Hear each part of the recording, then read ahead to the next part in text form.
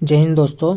आज की वीडियो में हम बहमनी साम्राज्य के बारे में सब कुछ डिस्कस करने वाले हैं कंप्लीट तरीके से, और महत्वपूर्ण फैक्ट्स जिनके बारे में शासकों के बारे में फंसते हैं उनको कवर करेंगे।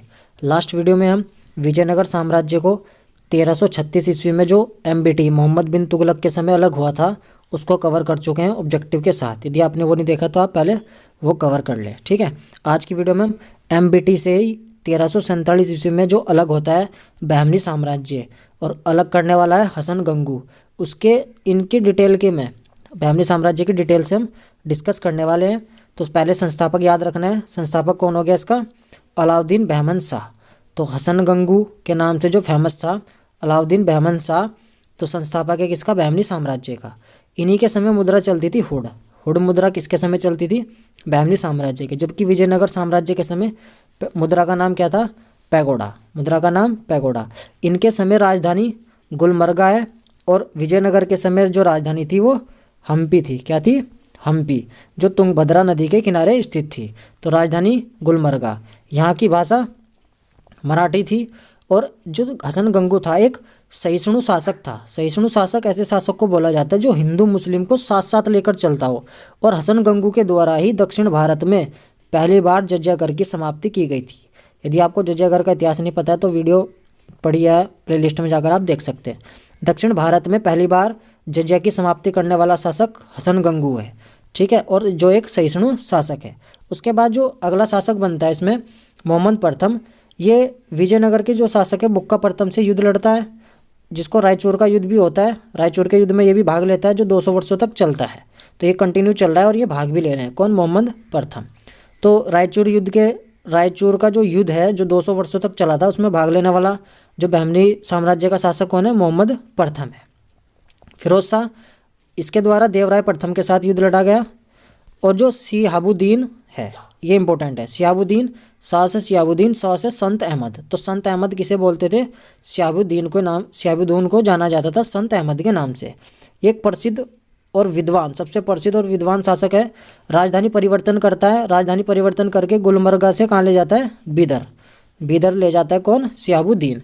तो अलाउद्दीन जो हुमायूं है, जिसको एक करूड़ शासक है, जिसके कारण उसको जालिम हुमायूं बोला जाता है। तो अलाउद्दीन हुमायूं एक करूड़ शासक है जिसको क्या बोलते हैं? जालिम हुमायूं। इसका एक PM था जो मोहम्मद गवा था। PM कौन था इसका? मोहम्मद गवा। मोहम्मद गवा को पत्र लिखने का शौक था। इनके डाक का संग्रह क्या कहलाता था? रियाजुल इंसा। तो इनके डाक का संग्रह क्या कहलाता था?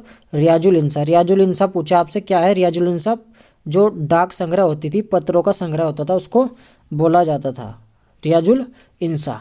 एक शासक हुआ है कलीमुल्ला, जो अंतिम शासक है बहमनी साम्राज्य का, जिसके समय बहमनी साम्राज्य ही 5 भागों में बट गया। जिनमें से 5 कौन कौन से थे? बीदर, बरार, बीजापुर, अहमदनगर, गोलकुंडा। 5 के 5 ध्यान रखने आपको। 1565 में तालीकोटा और बन्नी घट्टी या राकस्तरगणी का युद्ध हुआ है। यह आपसे पूछा जा चुका है। तालीकोटा का युद्ध कब हुआ था? 1565 में हुआ था। इसमें 4 वंश ने विजयनगर पर आक्रमण किया। इनमें से जो 5 है ना, इनमें से 4 ने तो विजयनगर पर आक्रमण किया और विजयनगर का कर दिया उधर अंत। इनमें से कौन सा वंश था जिसने आक्रमण में भाग नहीं लिया? तो वो था बरार। बरार हो गया फरार। कौन हो गया फरार? बरार हो गया था फरार। तो कौन था वो? बरार। बरार ने इस युद्ध में भाग नहीं लिया था 1565 के बनियट्टी के युद्ध में। तो अब ये 5 जो अलग अलग हुए हैं उनमें से जो फैक्ट्स ध्यान रखने हैं उनको देखते हैं। बीजापुर के बारे में बोला जाता है कि स्वतंत्र होने वाला पहला राज्य कौन सा था? बहमनी साम्राज्य से स्वतंत्र होने वाला पहला राज्य कौन सा था? बीजापुर था। तो इसका संस्थापक भी होगा कोई ना कोई, यूसुफ आदिल शाह। देखो दिल में बीज बोए जाते हैं ना प्रेम के, तो बीजापुर में आदिल शाह। तो अन्य नाम इस वंश का क्या है? आदिल शाही राजवंश। ये भी पूछा जाता है कि ना आदिल शाही राजवंश के रूप में किसे जाना जाता है? तो बीजापुर को। तो दिल में बीज बोए गए। देखो यदि स्वतंत्र होने की घोषणा पूछे आपसे तो बरार, क्योंकि फरार हो गया था, घोषणा करता हुआ कि मैं तो आज़ाद हो गया, फरार अकेला घूम रहा है। लेकिन स्वतंत्र होने वाला पहला राज्य कौन सा है? बीजापुर है। इसमें अब 1510 में गोवा पर अधिकार हो गया था। किसके समय में? जो ये मोहम्मद आदिल शाह है ना, आदिल शाही राजवंश जिसका नाम पड़ा है यूसुफ आदिल शाह, इसके समय गोवा पर भी इन्होंने अधिकार कर लिया था। अब जो दूसरा शासक बना, इसमें दूसरा शासक बनता है इब्राहिम शाह। शाह की उपाधि धारण करने वाला पहला शासक, जैसे आदिल शाह है तो इब्राहिम शाह था, तो पहला शाह की उपाधि धारण करने वाला शासक कौन था इनमें? इब्राहिम शाह। इसके द्वारा फारसी के स्थान पर हिंदवी को कामकाजी भाषा बनाया गया। तो कामकाजी भाषा हिंदवी को कौन बनाने वाला था पहला? वो कौन? इब्राहिम शाह था। जो अगले शासक आए हैं इसमें, जिनमें नाम आता है अली आदिल शाह का। अली आदिल शाह, ये जो बीजापुर का शासक है, इसके द्वारा चांद बीबी से विवाह किया गया था, जो अहमदनगर की राजकुमारी थी। तो अहमदनगर की राजकुमारी चांद बीबी से ब्याह करने वाला शासक कौन था बीजापुर का? अली आदिल शाह। तो अली, और ज़्यादा अली था, भंवरा होता है ना जैसे अली का पर्यायवाची, आदिल था, और दिल किस पे आ गया? चांद बीवी पर। उसके बाद शासक बना मोहम्मद आदिल शाह। मोहम्मद आदिल शाह द्वारा बीजापुर का गोल गुंबद का निर्माण कराया गया था। मोहम्मद आदिल शाह, देखो मकबरा, मकबरा भी कहाँ है? गोल गुंबद मकबरा है ये मोहम्मद आदिल शाह का। तो बीजापुर में गोल गुंबद का निर्माण किसने कराया? मोहम्मद आदिल शाह ने। इसका वास्तुकार कौन था? याकूत। दक्षिणी वास्तुकला का विजय स्तंभ किसको बोला जाता है? दक्षिणी वास्तुकला का विजय स्तंभ गोल गुंबद को बोला जाता है, जो बीजापुर में, और उसका निर्माण किसने कराया था? मोहम्मद आदिल शाह ने कराया था। मोहम्मद आदिल शाह ने कराया था। भारत का सबसे बड़ा गुंबद कौन सा है? गोल गुंबद है, जिसका निर्माण आदिल शाह ने कराया है। विश्व का दूसरा बड़ा गुंबद है, जबकि विश्व का यदि सबसे बड़े गुंबद की बात करें तो एस्ट्रो गुंबद है, जो अमेरिका में है। एस्ट्रो गुंबद अमेरिका में जो सबसे बड़ा गुंबद है, और भारत का सबसे बड़ा और विश्व का दूसरा कौन सा है? गोल गुंबद, जो आदिल शाह ने बनवाया था। इसका वास्तुकार आपसे पूछा जा सकता है कौन है? याकूत। इसका वास्तुकार कौन था? याकूत, और बनवाने वाला मोहम्मद आदिल शाह। नेक्स्ट शासक हुआ है इब्राहिम शाह सेकंड। इब्राहिम शाह सेकंड के बारे में बोला जाता है कि सबसे महान शासक था बीजापुर का। उदार दृष्टि के कारण ही इसे जगत गुरु कहते थे। इसकी जो जनता प्रजा थी वो इसको जगत गुरु किसे बोलती थी? इब्राहिम शाह शासक को। तो यदि आपसे पूछे कि उदार दृष्टिकोण के कारण किस शासक को, किस महान शासक को जगत गुरु की उपाधि थी, तो इब्राहिम शाह सेकंड को थी, सबसे महान शासक है।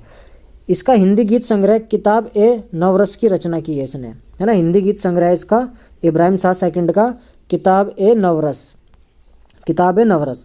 और नौरसपुर नगर की स्थापना कर राजधानी बनाया किसने बनाया था? वो भी किसने बनाया था? इब्राहिम शाह सेकंड ने बनाया था। इसके शासनकाल में वास्तविक शासिका चांद बीवी थी। शासक जो वास्तविक शासिका कौन थी? चांद बीवी। क्यों? क्योंकि ऊपर जो आदिल शाह ने विवाह कर लिया था ना, इसने मोहम्मद आदिल शाह ने, इसने सॉरी अली आदिल शाह ने, अली आदिल शाह ने चांद बीवी से विवाह कर लिया था, और इसके समय वास्तविक शासक कौन थी? चांद बीवी थी इब्राहिम शाह सेकंड के समय। अली यूसुफ शाह आगे बनता है।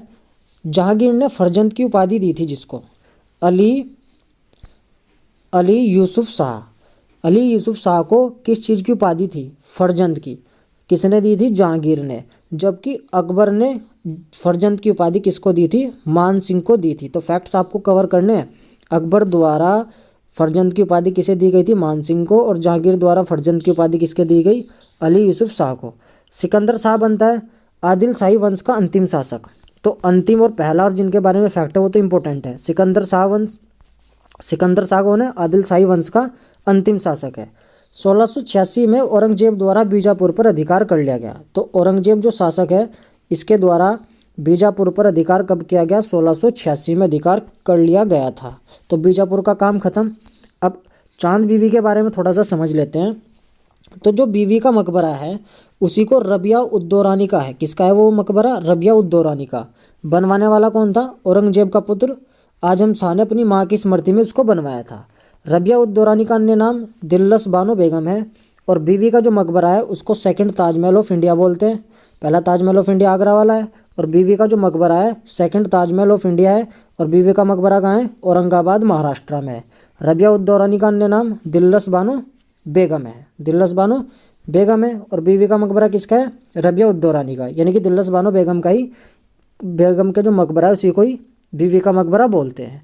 दूसरा शासक बहमनी साम्राज्य का अहमदनगर या निजाम शाही वंश, क्योंकि जो संस्थापक है वो कौन है? मलिक अहमद। तो मलिक अहमद ने इसकी स्थापना की थी अहमदनगर में साम्राज्य की, तो उसी को बोलते हैं निजाम शाही वंश। तो अहमदनगर या निजाम शाही वंश का संस्थापक यदि आपसे पूछे तो कौन है? मलिक अहमद है, मलिक अहमद है। मेन ध्यान रखना है कि निजाम शाही वंश का संस्थापक मलिक अहमद, जिसको निजाम निजान उल मुल्क की उपाधि भी प्रदान थी। तुर्तजा निजाम शाह अकबर ने पहली बार अहमदनगर पर आक्रमण किया था। तुर्तजा निजाम शाह के समय अहमदनगर पर पहली बार आक्रमण किसने किया था? अकबर ने। चांद बीबी ने डटकर मुकाबला किया किससे? अकबर से। अहमदनगर का जो प्रमुख सेना नायक था वो मलिक अंबर था। आप ये ध्यान रखेंगे, मलिक अंबर कौन था? जो अहमदनगर का प्रमुख सेना नायक था, जिसने छापामार युद्ध की शुरुआत की थी मराठों से, इसने अपनाया था। बाद में किसने अपनाया उसे? मराठों ने। तो मराठों से भी पहले छापामार की युद्ध की शुरुआत किसके द्वारा की गई थी? वो किसने की थी? मलिक अंबर ने, जो अहमदनगर का एक प्रमुख सेना नायक था। दक्षिण में रैयतवाड़ी व्यवस्था को लागू किया और इजरा प्रथा को समाप्त किया। जो भूमि ठेके पर दी जाने की प्रथा थी उसको इजरा प्रथा बोलते थे। तो जो ठेके पर दी जाने वाली प्रथा थी, इजरा प्रथा को समाप्त किया। दक्षिण भारत में रैयतवाड़ी को लागू किया और छापामार युद्ध नीति को अपनाने वाला कौन था? मलिक अंबर था, जो अहमदनगर का एक प्रमुख सेना नायक है। नेक्स्ट यदि बात करें बीदर की, बीदर के बारे में, बीदर शाही वंश चलता है और संस्थापक अमीर अली बरीद। देखो बीदर है तो बरीद, अमीर अली बरीद बीदर शाही वंश की संस्थापना करता है। कहाँ? बीदर वाले क्षेत्र में, जिसको दक्कन की लोमड़ी बोला जाता है। दक्कन की लोमड़ी किसको बोलते हैं? अमीर अली बरीद को, अली अमीर बरीद को दक्कन की लोमड़ी कहा जाता है। ये फैक्ट्स ध्यान रखेंगे।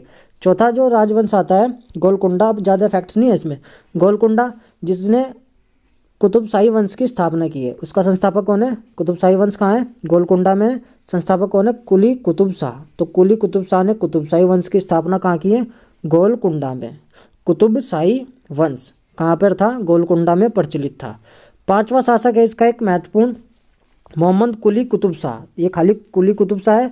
मोहम्मद कुली कुतुब शाह हैदराबाद नगर की स्थापना करता है और चार मीनार का निर्माण कराता है। चार मीनार हैदराबाद में तो कुली कुतुब शाह ने कराया था। दक्षिणी उर्दू का जन्मदाता किसे बोलते हैं? दक्षिणी उर्दू का जन्मदाता हिंदी में मोहम्मद कुली कुतुब शाह को बोला जाता है और इसे आधुनिक उर्दू का आदि रूप कहते हैं। हिंदवी को क्या बोलते हैं हम? आधुनिक जो उर्दू है फिलहाल की, उसका आदि रूप किससे डेवलप हुई है? वो हिंदवी से, दक्षिणी उर्दू से हुई है। और उसका जन्मदाता कौन था? मोहम्मद कुली कुतुब शाह था। अबुल हसन के बारे में बोला जाता है कि ये अंतिम शासक था। कुतुब शाही वंश का अंतिम शासक अबुल हसन था। 1687 में औरंगजेब का आक्रमण कर मुगल साम्राज्य में इसको भी मिला लिया गया। पहले 84 में लूटा उसने किसको? बीदर को, और फिर उसके बाद अब गोलकुंडा को भी 1687 में इसने अपने क्षेत्र में मिला लिया था औरंगजेब ने सबको हड़प लिया बाद में। अन्य तथ्य की बात करें गोलकुंडा के बारे में, हीरा व्यापार के लिए विश्व प्रसिद्ध था और यहाँ का प्रमुख बंदरगाह गोलकुंडा का मछलीपट्टनम था। तो मछलीपट्टनम किसके समय का प्रमुख बंदरगाह था? गोलकुंडा के समय का। साहित्यकारों का भौतिक क्रीड़ा स्थल किसे माना जाता है? तो किसे बोला जाता है? वो गोलकुंडा को बोला जाता है। साहित्यकार जितना भी अपनी जो भौतिक क्रीड़ा स्थल मानते हैं वो किसे मानते हैं? गोलकुंडा को। यहाँ वारंगल के हिंदू राजा के खंडरों पर स्थापित हुआ था। यदि आपसे पूछे कि गोलकुंडा कहाँ पर डेवलप हुआ था, तो जो वारंगल के जो हिंदू राजा थे उनके जो खंडर थे, अवशेष थे, उन अवशेषों पर स्थापित होने वाला वंश गोलकुंडा का कुतुब शाही वंश था। आप इसको भी ध्यान रखेंगे। एक लास्ट बचा है हमारा बरार तो फरार हो गया था, अब आया लास्ट में। बरार में किस वंश की स्थापना हुई थी? इमाद शाही वंश की। और संस्थापक कौन था? फतेह-उल्लाह इमाद उल मुल्क। तो इमाद आ रहा है ना इसके नाम में, इमाद शाही, फतेह-उल्लाह इमाद उल मुल्क। तो इमाद शाही वंश की स्थापना बरार में किसने की थी? फतेह-उल्लाह इमाद ने। और इसी के द्वारा एक बोला जाता है कि अपरिभाषित सीमा क्षेत्र वाला प्रांत कौन सा था? जब भाग गया तो सीमा कहाँ से निर्धारित होगी? तो फरार होने वाला कौन था? बरार। तो सीमा भी इसकी निर्धारित नहीं थी। ये थे हमारे सारे इंपॉर्टेंट फैक्ट्स थे बहमनी साम्राज्य के बारे में। विजयनगर हमने लास्ट वीडियो में कवर कर लिया। यदि वो नहीं देखा था आप उसको कवर कर सकते हैं अपने वीडियो देखकर। नेक्स्ट वीडियो में हम इसके ऑब्जेक्टिव लगा देंगे। फिर मिलते हैं नेक्स्ट वीडियो में, तब तक के लिए जय हिंद जय भारत।